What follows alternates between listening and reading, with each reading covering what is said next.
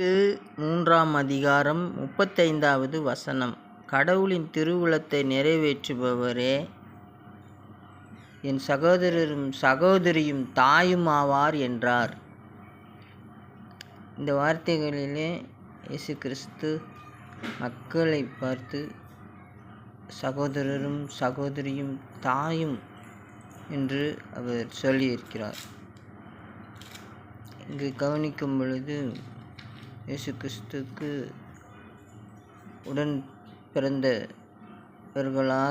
அந்த மக்கள் இல்லை, பெற்றெடுத்தவர்களாக இல்லை. அப்படி இருந்தும் அவர் தாயும் சகோதர சகோதரியும் என்று சொல்லியிருப்பார்.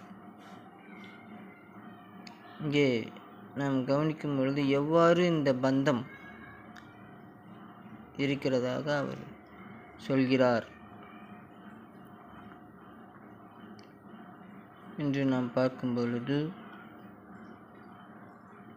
கடவுளின் ஆவியானவர் இயேசு கிறிஸ்துவிடம் தங்கியிருக்கிறார். ஆகவே கடவுளின் பந்தத்தால் எல்லா மக்களும்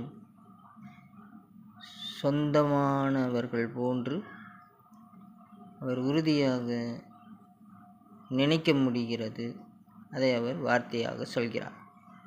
இவ்வாறாகவே நாம் வாழ்க்கையிலே கடவுளின் ஆவி நம்மிடத்தில் தங்கியிருக்கும் பொழுது எல்லோரையும் சகோதரரும் சகோதரியும் தாயுமாக நாம் நினைக்க வேண்டும் என்பதையே அவர் சுட்டி காட்டுகிறார்.